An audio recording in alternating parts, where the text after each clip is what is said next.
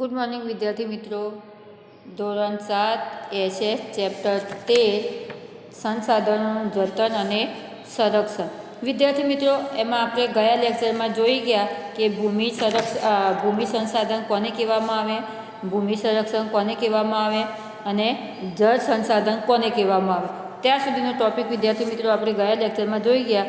હવે પછીનો ટોપિક આપણે જળ તંગી કે પાણીની તંગી કેવી રીતના પડે છે. કારણ કે વિદ્યાર્થી મિત્રો, આપણે એક વાક્ય જોઈ ગયા કે પાણી કુદરત થકી મળેલી અનમોલ ભેટ છે. એ વાક્ય આપણે આગળ જળ સંસાધનમાં જોઈ ગયા કે પાણી એમ તે કુદરતી મળેલી એમ તે અનમોલ ભેટ છે. વધતી જતી વસ્તી માટે અનાજની વધતી જતી માંગ, રોકડિયા પાકો ઉગાડવા શહેરીકરણ અને ઊંચા જીવન ધોરણના પરિણામે પાણીની માંગ નિરંતર વધતી જાય છે.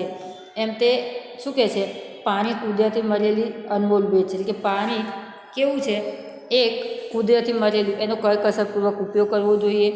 હવે વધતી જતી વસ્તી, કારણ કે પાણી કરતાં વિદ્યાર્થી મિત્રો વસ્તીનો વધારો થવા માંડ્યો છે. અને વસ્તી વધે તો એની માંગો, અનાજની માંગ, એના સાથે રોકડિયા જે પાકો જે છે એના સિવાય શહેરી જીવન અને એના જીવન ધોરણ આ બધાને કારણે એમ તે પાણીની શું થતું હોય છે, નિરંતર પાણી વધારે પ્રમાણમાં જોઈતું હોય છે. અને એના કારણે પાણી વધારે પ્રમાણમાં જોઈતું હોવાથી પાણીનો બગાડ પણ એટલો થાય છે. અને પાણી એક પ્રકારની ગંદકીની સફાઈ માટે પણ ઉપયોગી હોય છે. એમ તે આપણે કોઈ પણ ગંદકી હોય, આપણે સંડાસ બાથરૂમ કે કોઈ પણ માટે ઉપયોગમાં વિદ્યાર્થી મિત્રો લઈએ છીએ, તો એ પાણી આપણે એમ તે ગંદકી દૂર કરવા માટે પણ પાણીનો ઉપયોગ ખાલી વિદ્યાર્થી મિત્રો આપણે તો શું વિચારવાનું છે કે વધતી જતી વસ્તીના કારણે અનાજની વધતી જતી માંગ, એના માટે પણ પાણીની જરૂરિયાત છે. જીવન ધોરણ ઊંચા પ્રમાણમાં જે છે, તો એના કારણે એમ તે ગંદકીનો ફેલાવો વધારે થાય, તો ગંદકીને સાફ કરવા માટે પણ પાણી ઉપયોગી છે. હવે હાલમાં આપણા દેશના ઘણા ભાગોમાં જળ તંગીનું સંકટ વધતું જાય છે. એમ તે હાલમાં આપણા દેશમાં જળ તંગીનું એટલે કે પાણી એમ તે મુશ્કેલભર્યું બની ગયું છે. કારણ કે પાણી જોઈએ એટલા પ્રમાણમાં લોકોને મળતું નથી. પેયજળની અછત જોવા મળે છે. પેયજળ કે પીવા માટેના પાણીની અછત વર્તાય છે. વર્તમાન સમયમાં ભૂમિગત જળને ટ્યુબવેલ દ્વારા બહાર કાઢતા ભૂમિગત જળ સ્તર નીચું ગયું છે. એમ તે અત્યારના સમયમાં ભૂમિગત એટલે કે જમીનમાંથી જે પાણી મળે છે, એ પાણીને આપણે શું કરીએ છીએ, ટ્યુબવેલ એટલે કે કૂવાઓ દ્વારા આપણે નીચેના પેટાળમાંથી પાણી વધારે પડતું લઈએ છીએ. અને આના કારણે આપણા દેશમાં પાણીની શું હોય છે, તંગી વર્તાવા લાગી છે. વધતી જતી અછત જેવી ગંભીર સમસ્યાઓનો સામનો કરવો પડી રહ્યો છે. તો આના કારણે આપણે શું થયું છે, એમ તે પાણીની વધતી જતી અછતના કારણે આપણે લોકોને શું કરવું પડ્યું છે, સામનો કરવો પડ્યો છે. તો વિદ્યાર્થી મિત્રો, કદાચ તમારે જળ તંગી વિશેનો ટોપિક આવે તો એમ તે પાણી એ કુદરતી થકી અનમોલ ભેટ છે. વધતી જતી વસ્તી અને અનાજની વધતી માંગના કારણે એમાં રોકડિયા પાક અને શહેરીકરણ અને જીવન ધોરણ ઊંચાના પરિણામે પાણીની માંગ એમ તે સતત વધતી રહે છે. તેમજ વધતી વસ્તીના કારણે શહેરીકરણમાં જેમ વસ્તીનો વિકાસ વધારે થવા લાગ્યો છે, આના કારણે ગંદકી વધવા લાગી છે. અને ગંદકીને સાફ કરવા માટે પણ પાણી ઉપયોગી છે. એમ તે અત્યારે આખા દેશમાં આપણે જળ તંગીનું પ્રમાણ વધતું જાય છે. અને પીવાલાયક પાણી એમ તે ઓછું દેખાય છે. અને કયા કારણે પીવાલાયક પાણી વિદ્યાર્થી મિત્રો ઓછું દેખાય છે? એક તો આપણે જંગલો સાફ કરતા રહ્યા છે, આના કારણે વરસાદ ઓછા પ્રમાણમાં આવે છે. અને બીજું રીઝન કે આપણે એમ તે ટ્યુબવેલ એટલે કે કૂવાઓ દ્વારા નીચેના પેટાળમાંથી આપણે પાણી કાઢીએ છીએ, તો આના કારણે પીવાલાયક પાણી એમ તે શું થઈ ગયું છે, ઓછું થઈ ગયું છે. આજે દેશમાં પાણીની ઘટતી ઉપલબ્ધતા અને વધતી જતી અછત જેવી ગંભીર સમસ્યાઓનો સામનો આપણે કરવો પડે છે. હવે જળ સંસાધનોની જાળવણી અને વ્યવસ્થાપન. એમ તે જળ સંસાધનોની જાળવણી અને વ્યવસ્થાપન. આજે ઉપલબ્ધ જળ મર્યાદિત માત્રામાં છે. પ્રદૂષિત જળની ખૂબ મોટી સમસ્યા છે. તો વિદ્યાર્થી મિત્રો, અહીંયા આપણે જળ સંસાધન કોને કહેવાય તે હવે જળ સંસાધનની જાળવણી અને વ્યવસ્થાપન એટલે કે આપણે જળનો ઉપયોગ, પાણીનો ઉપયોગ કેવી રીતના કરવો જોઈએ, કેવી રીતના એને ઉપયોગમાં લેવી જોઈએ, એનો કરકસર કેવી રીતના કરવો જોઈએ તે. તો જો વિદ્યાર્થી મિત્રો, આજે ઉપલબ્ધ જળ મર્યાદિત માત્રામાં છે. એમ તે આજે અત્યારના સમયે પાણી ખૂબ જ મર્યાદિત માત્રામાં આપણને જોવા મળે છે. પ્રદૂષિત જળની ખૂબ મોટી સમસ્યા છે. એમ તે પ્રદૂષિત પાણી એમ તે ખૂબ જ વધી ગયું છે. કારણ કે ઉદ્યોગ ધંધા આપણે નદી કિનારે અને નદી કિનારોના ત્યાં ઉદ્યોગ ધંધાનો સ્થાપવામાં આવેલા છે. આના કારણે આપણું જે પાણી છે એ પાણી પણ કેવું થઈ ગયું છે? પ્રદૂષિત થઈ ગયું છે. જેથી પાણીના વિવેકપૂર્ણ ઉપયોગ અને તેની જાળવણીના ઉપાયો હાથ ધરવાની આવશ્યકતા છે. તો આના કારણે પાણીનો વિવેકપૂર્વક ઉપયોગ કરવો જોઈએ અને તેની જાળવણી પણ આપણે કેવી કરવી જોઈએ?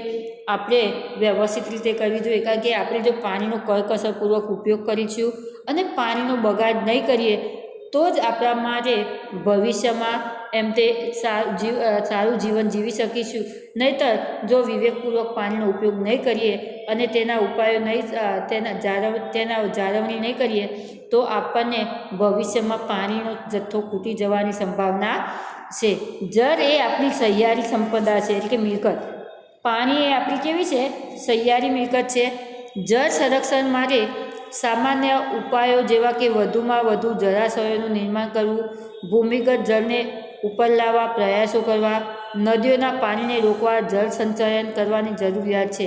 હવે જળ સંરક્ષણ એમ તે પાણીનું સંરક્ષણ, પાણીના રક્ષણ માટે આપણે શું કરવું જોઈએ? ખાસ વિદ્યાર્થી મિત્રો, પરીક્ષા માટે પણ પાણીના રક્ષણ માટે સામાન્ય આપણે એમ તે શું કરવું જોઈએ? ભૂમિગત સામાન્ય રીતે વધુમાં વધુ જળાશયોનું નિર્માણ, એટલે કે વરસાદનું જે પાણી છે વહી જઈ અને નદીઓ દ્વારા સમુદ્રમાં ન જાય એટલા માટે મોટા મોટા જળાશયો બંધાવવા જોઈએ, કે મોટા મોટા ડેમ બાંધવા જોઈએ.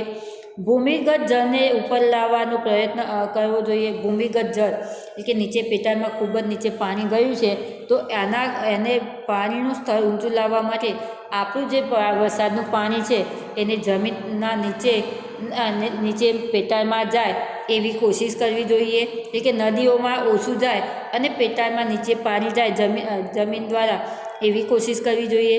જેમ કે પાણીને રોકી જળ સંચયન કરવાની જરૂરિયાત છે. વરસાદ જળને રોકી એકઠું કરવાનો ઉપાય પણ કરવા જોઈએ. એમ તે વરસાદને રોકીને એકઠું કરવાનો ઉપાય પણ એમ તે વરસાદનું પાણી રોકી અને એનો ઉપાય આપણે શું કરવું જોઈએ? પાણીનો સંગ્રહ કરવો જોઈએ. જેમ કે બંધારા તૈયાર કરવા, શોષ કૂવા બનાવવા, ખેત તલાવડી વગેરેનું નિર્માણ કરવું જોઈએ. પાણીને સંરક્ષણ માટે, વરસાદના પાણીને રોકવા માટે આપણે શું કરવું જોઈએ? તો બંધારા એટલે બાંધ બાંધવા જોઈએ. શોષ કૂવા એટલે કે વરસાદનું પાણી શોષ કૂવા દ્વારા નીચે જાય એ રીતે કરવું જોઈએ. ખેત તલાવડીઓ એટલે કે ખેતીમાં આજુબાજુ શું કરવા જોઈએ? ક્યારા બાંધવા જોઈએ કે જે પાણી વહી અને બહાર ન જાય અને જમીનમાં અંદર જાય એવી પ્રક્રિયા આપણે કરવી જોઈએ.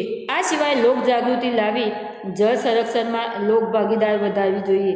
અને લોકજાગૃતિ એટલે કે લોકોમાં જાગૃતિનો ફેલાવો કરી અને જળ સંરક્ષણ એટલે કે પાણીનું રક્ષણ કરી શકીએ એવી આપણે બધાને ભાગીદારી કે બધાએ સંપીને કામ કરવું જોઈએ. બાગ બગીચા, શૌચાલયોમાં વપરાતા પાણીનો કરકસરપૂર્વક ઉપયોગ કરવો જોઈએ. એમ તે બાગ બગીચામાં પણ પૂરતા મર્યાદિત પાણી છાંટવું જોઈએ. અને શૌચાલયોમાં એટલે આપણા જે શૌચાલયો છે એમાં કરકસરપૂર્વક પાણી નાખવું જોઈએ. ગંદકી જાય એટલું નાખવું જોઈએ, પરંતુ વધારાનું પાણી એમાં નાખવું જોઈએ નહીં.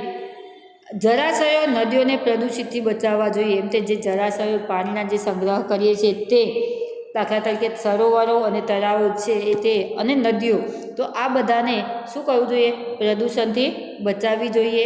ભૂમિગત જળનો ઉપયોગ કરતા એકમો પર દેખરેખ રાખવી જોઈએ. એમ તે ભૂમિગત જળનો ઉપયોગ કરતા એમ તે ભૂમિગત જળ જે નીચેની જળ પેટાળમાંથી જે પાણી લઈએ છીએ એ પાણીનો ઉપયોગ કરતા એકમો પર દેખરેખ એટલે કે એના જે નિયમો છે એનું શું કરવું જોઈએ? પાલન કરવું જોઈએ.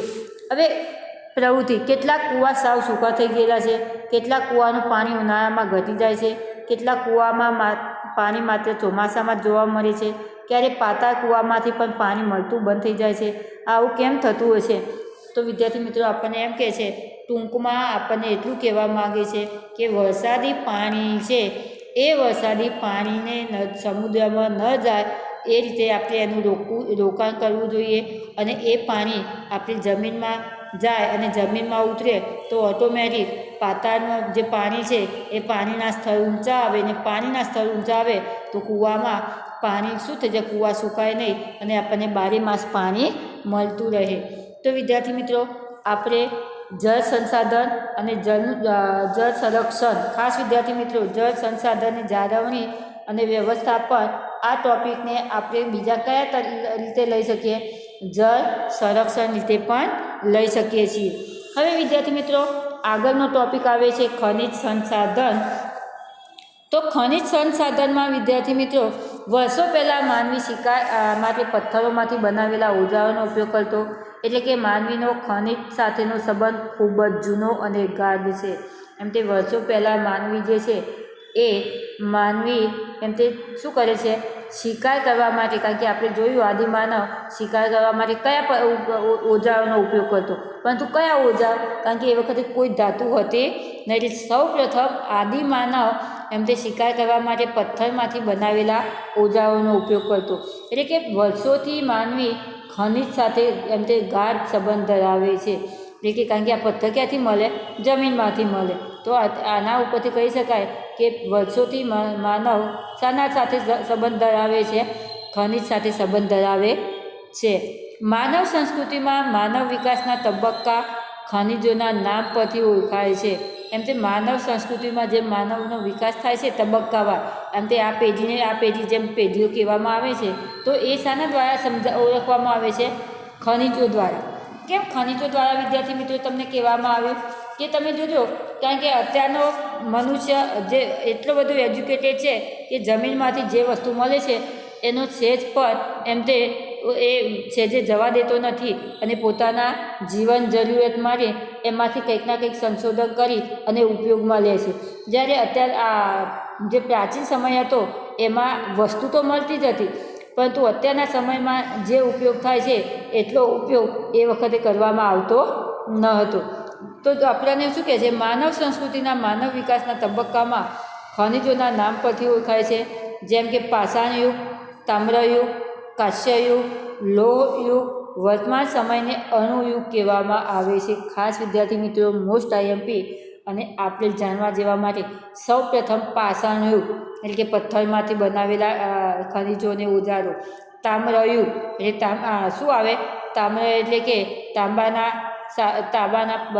ધાતુ ઉપર આવે લખાણ જે લખાતા અને એમાંથી જે સાધનો બનાવવામાં આવતું. કાંસ્ય એટલે કે કાંસુ, લોહ એટલે કે લોખંડ, અને વર્તમાન સમયમાં અણુ એટલે કે અણુનો ઉપયોગ થયો. અણુ બોમ્બ વિદ્યાર્થીઓ બનાવવામાં આવ્યા. તો આ બધું શામાંથી થાય છે? ખનિજોમાંથી થાય છે વિદ્યાર્થી મિત્રો. તો અત્યારનો વર્તમાન સમયને કયો યુગ કહેવામાં આવે છે? અણુયુગ કહેવામાં આવે છે.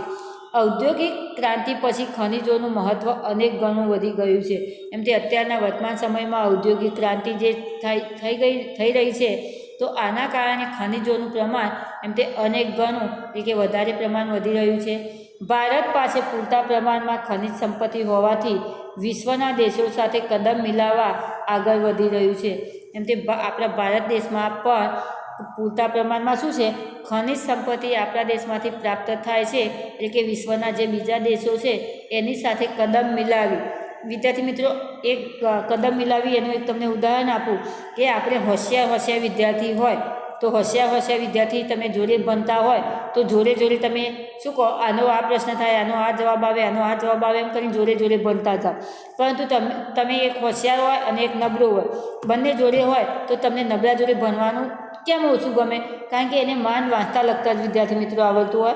તમે માત્ર રીડિંગ જ કરતા હોય કે તમે એક વખત વાંચી અને તૈયાર કરતા હોય, એના ટોપિકો કયો મુદ્દો મોસ્ટ આઈએમપી છે એ જોતા હોય, તો એમનાને તમારી નહીં સેટિંગ થાય, નહીં મેળ આવે. એનું કારણ છે કે પેલો માંડ વાંચતા શીખે છે, તમે મેઇન પોઈન્ટો શીખો છો, એમાંથી કયું તૈયાર કરવું એ શીખો છો.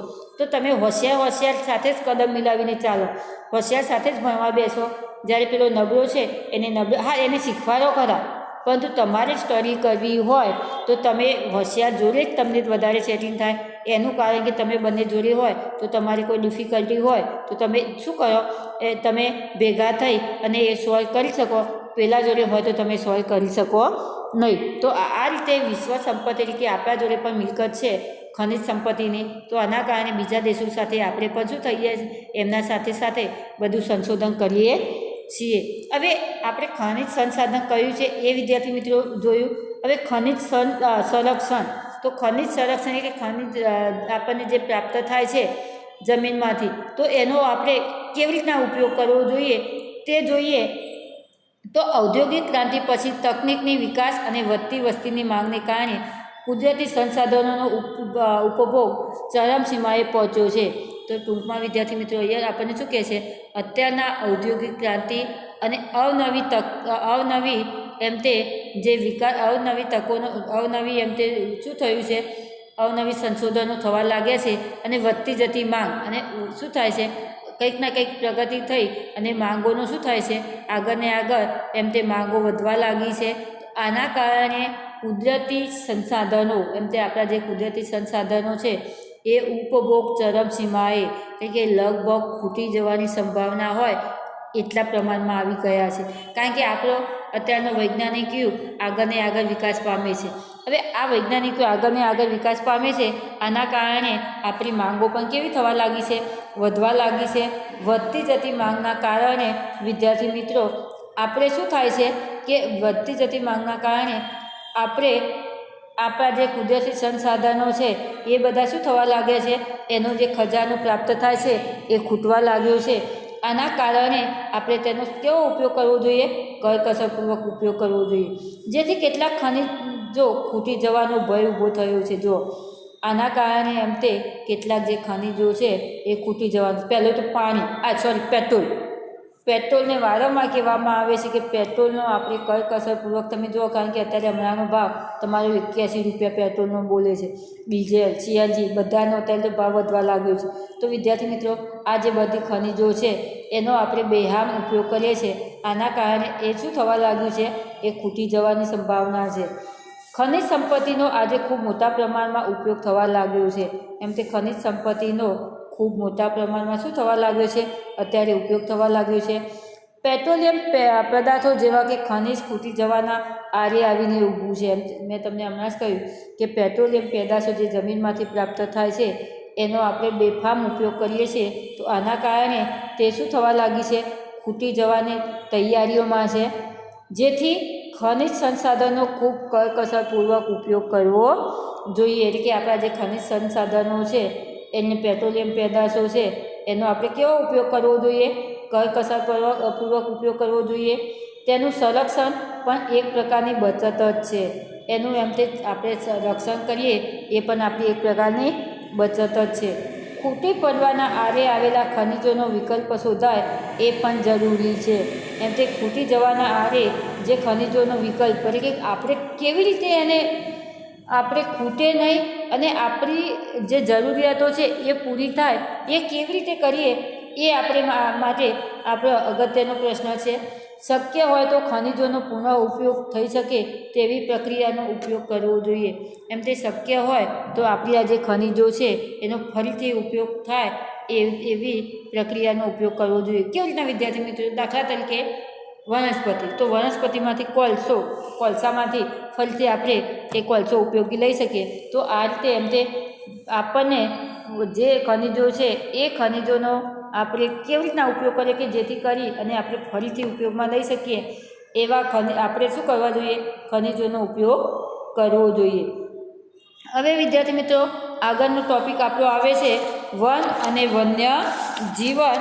તો વિદ્યાર્થી મિત્રો જો વન અને વન્ય જીવનમાં માનવનું અસ્તિત્વ અને પ્રગતિ વિવિધ સંસાધનોને આભારી છે. એમ તે માનવનું અસ્તિત્વ અને પ્રગતિ શાના ઉપર આધારિત છે?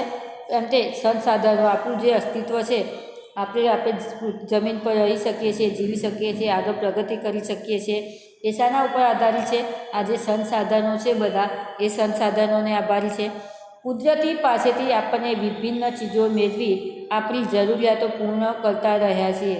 એમ તે કુદરત પાસેથી આપણે જુદી જુદી વસ્તુઓ મેળવી આપણી જરૂરિયાતો આપણે પૂર્ણ કરતા રહ્યા છીએ. જેમાં જંગલો અતિ મહત્ત્વનું સાધન જે છે, એમ તે જંગલો જે છે એ સૌથી મહત્ત્વનું સાધન છે કે આપણને જંગલ પણ શાના દ્વારા મળ્યું છે વિદ્યાર્થી મિત્રો? કુદરતે દ્વારા મળેલું છે. એટલે કે ટૂંકમાં એમ તે આપણને શું કહે છે કે આપણું અસ્તિત્વ અને આપણી પ્રગતિ એ સંસાધનને આભારી છે, કે આપણા જે કુદરતી સંસાધનો છે એના લીધે જ આપણે જીવી શકીએ અને આપણે પ્રગતિ કરી શકીએ છીએ. હવે આપણને જે કુદરતી વસ્તુઓ મળે છે એ બધી આપણે એમ તે આ સંસાધનો દ્વારા પ્રાપ્ત થતી હોય છે. અને એમાં સૌથી મહત્ત્વનું કયું છે? જંગલ એ મહત્ત્વનું સંસાધન છે. સાથે વન્ય જીવન પણ નિરાળું અને વૈવિધ્યસભર છે.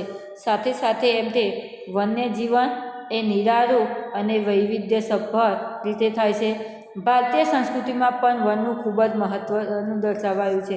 એમ તે ભારતીય સંસ્કૃતિમાં પણ એમ તે આપણા ભારતીયમાં પણ વનને એટલે કે જંગલને ખૂબ જ મહત્ત્વનું દર્શાવવામાં આવેલું છે. હવે જંગલોનું મહત્ત્વ વિદ્યાર્થી મિત્રો, આ પ્રશ્ન તમારી પરીક્ષામાં પણ આવે છે કે જંગલો આપણને કેવી રીતના ઉપયોગી છે?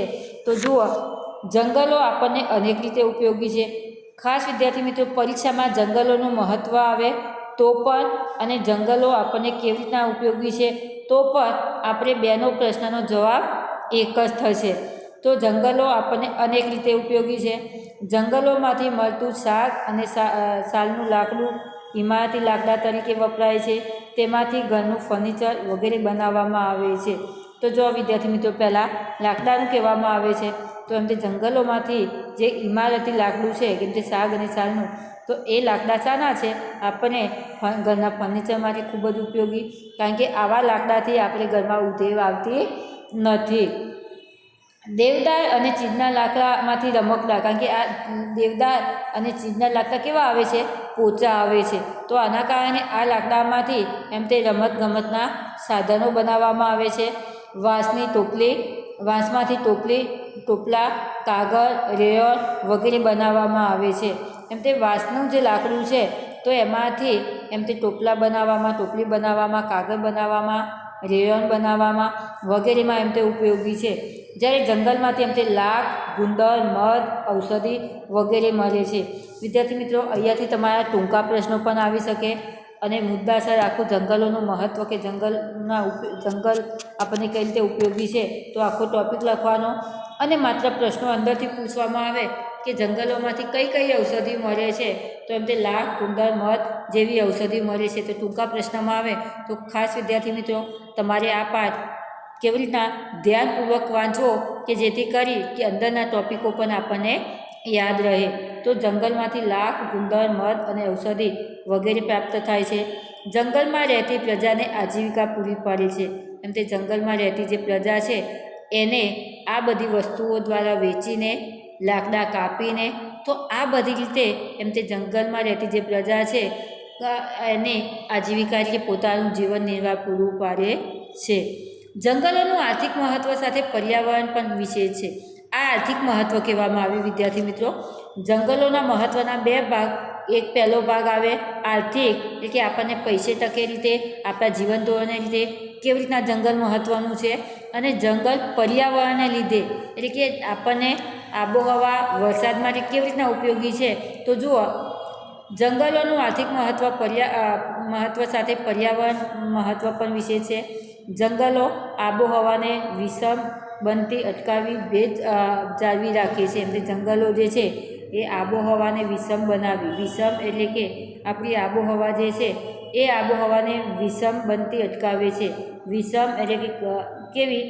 તમારી આબોહવા જે છે એ એમ તે અશુદ્ધ થવાને બદલે શુદ્ધ રાખવામાં એટલે કે અશુદ્ધ થતી અટકાવે છે. તેમજ વધુ વરસાદ લાવવા પણ ઉપયોગી છે. વિદ્યાર્થી મિત્રો, પરીક્ષામાંથી મોસ્ટ આઈએમપી કે જંગલો પર્યાવરણમાં રીતે કઈ રીતે ઉપયોગી છે? તો પહેલું એ કે જંગલો આબોહવાને વિષમ બનતી અટકાવે છે. એટલે કે જંગલો આબોહવાને અશુદ્ધ થતી અટકાવે છે. કેમ આપણે કહીએ આ ગંદકી મારીને પરંતુ જ્યાં વનસ્પતિ હોય ત્યાં હંમેશા વનસ્પતિ કાર્બન ડાયોક્સાઇડનું પ્રમાણ કાર્બન ડાયોક્સાઇડ વાયુ લે છે અને ઓક્સિજન છોડે છે. તો આના કારણે જંગલો વિસ્તારમાં એમ તે આબોહવા કેવી હોય છે? શુદ્ધ હોય છે. તો એમ કહી શકાય કે વિષમ બનતી અટકાવે છે. તેમજ વધુ વરસાદ લાવવા ઉપયોગી છે. તેમજ એમ તે જંગલો વધુ વરસાદ લાવવા માટે પણ ઉપયોગી થાય છે. ભૂમિગત જળને ટકાવી રાખવા, એટલે કે જમીનનું જે ધોવાણ થાય તો ભૂમિગત જળને ટકાવી રાખવા એમ તે જંગલોને કારણે એમ તે પાણી જે છે એ વરસાદનું પાણી વહી જતું નથી અને જમીનમાં ઉતરે છે. અને તેમજ જમીનનું ધોવાણ પણ અટકાવે છે. વાતાવરણમાં ઓક્સિજન અને કાર્બન ડાયોક્સાઇડને સંતુલન જાળવી રાખે છે. વાતાવરણમાં એમ તે ઓક્સિજનનું પ્રમાણ ઓછું ન થાય અને કાર્બન ડાયોક્સાઇડનું વધે નહીં એનું સપ્રમાણ જાળવણી પણ એમ તે જંગલો કરે છે. એ જ રીતે જંગલો આમ તે ભારતમાં જંગલોનું પ્રમાણ ખૂબ જ ઓછું છે. વિદ્યાર્થી મિત્રો, અહીંયા આપણને એમ કહે છે, કારણ કે બે ભાગ આપણે જોયા, આર્થિક રીતે આપણને જંગલ કેવી રીતના ઉપયોગી છે અને પર્યાવરણ રીતે કઈ રીતે ઉપયોગી છે. તો આર્થિક રીતે પૈસા તકે આપણને કેવી રીતના ઉપયોગી થાય છે, આપણા જીવન નિર્વાહ માટે કેવી રીતના ઉપયોગી થાય છે અને હવામાન રીતે આપણને જંગલ કેવી રીતના ઉપયોગી થાય છે તે વિદ્યાર્થી મિત્રો જોયું. હવે જંગલોમાં એમ તે જંગલો જે છે ભારતમાં કેટલા પ્રમાણમાં છે તે ટૉપિક જોઈએ. તો ભારતમાં જંગલોનું પ્રમાણ ખૂબ જ ઓછું છે. એમ તે ભારતમાં જંગલો ખૂબ જ ઓછા આવેલા છે. સૌથી વધુ જંગલ અંદમાન નિકોબારના દ્વીપ સમૂહમાં તેમજ મિઝોરમ, મણિપુર, ત્રિપુરા, અરુણાચલ પ્રદેશ રાજ્યમાં આવેલા છે. વિદ્યાર્થી મિત્રો, મોસ્ટ આઈએમપી તમારો પ્રશ્ન કે સૌથી વધુ જંગલો ક્યાં આવેલા છે? ભારતમાં સૌથી વધુ જંગલો ક્યાં આવેલા છે? તો ભારતમાં સૌથી વધુ જંગલો અંદમાન નિકોબાર દ્વીપ સમૂહમાં તેમજ મિઝોરમમાં, મણિપુરમાં, ત્રિપુરામાં, અરુણાચલ પ્રદેશમાં આ બધા રાજ્યોમાં એમ તે જંગલોનું પ્રમાણ વધારે જોવા મળે છે. ઉત્તર પૂર્વના પર્વતીય ક્ષેત્રોમાં જંગલોનું પ્રમાણ 60% છે. એમ તે ઉત્તર પૂર્વના પર્વતીય ક્ષેત્રો છે એટલે કે પર્વતીય વિસ્તાર છે એમાં 60% જેટલા જંગલો આવેલા છે. હવે ગુજરાતની વાત કરીએ તો ગુજરાતમાં સ્ટેટ ફોરેસ્ટ ડિપાર્ટમેન્ટ 2017-18ના રિપોર્ટ અનુસાર 11.18% વિસ્તારમાં જંગલો આવેલા છે. એમ તે ગુજરાતમાં જંગલોની વાત, આ તો ભારતની વાત કરી તો ભારતમાં એમ તે 60% જેટલા જંગલો એમ તે કયા કયા રાજ્યોમાં આવેલા છે તે જોયું. એમાં એમ તે ઉત્તર પૂર્વના ક્ષેત્રમાં એમ તે 60% જેટલું જંગલોનું પ્રમાણ આવેલું છે. જ્યારે ગુજરાતની વાત કરવામાં આવે તો ગુજરાતમાં કુલ ક્ષેત્રના એટલે કે સ્ટેટ એટલે રાજ્ય અને ફોરેસ્ટ એટલે કે જંગલ. તો રાજ્ય જંગલ વિસ્તારના અધિકારીઓ પ્રમાણે 2017-18ના રિપોર્ટ મુજબ 2017-18નો જે રિપોર્ટ કાઢવામાં આવ્યો એમાં જંગલોનું પ્રમાણ આપણી ગુજરાતમાં કેટલું છે? 11.18% જેટલું એમ તે વિસ્તાર જંગલ ધરાવે છે. રાષ્ટ્રીય વન નીતિ અનુસાર કુલ ભૂમિભાગના 33% વિસ્તારમાં જંગલ હોવા જોઈએ. ભારતમાં જંગલોનું પ્રમાણ લગભગ 23% છે. એમ તે રાષ્ટ્રીય વન નીતિ અનુસાર એમ તે નિયમો પ્રમાણે રાષ્ટ્રીય વન નીતિના અનુસાર એમ તે કેટલા પ્રમાણમાં 33% જેટલા જંગલો હોવા જોઈએ. પરંતુ આપણા ભારતમાં 33ના બદલે કેટલા છે? 23% જેટલા જંગલો છે. એટલે કે જંગલોનું પ્રમાણ આપણે બીજા દેશો કરતાં ઓછું છે. તો વિદ્યાર્થી મિત્રો, અહીંયા આપણે જળ સંરક્ષણ જોયું, ખનિજ સંરક્ષણ જોયું, વન્ય અને વન્ય જીવનમાં એમ તે સંસાધન જોયું, જંગલોનું મહત્ત્વ જોયું અને હવે વન સંરક્ષણ આપણે આવતા લેક્ચરમાં જોઈશું. ધન્યવાદ.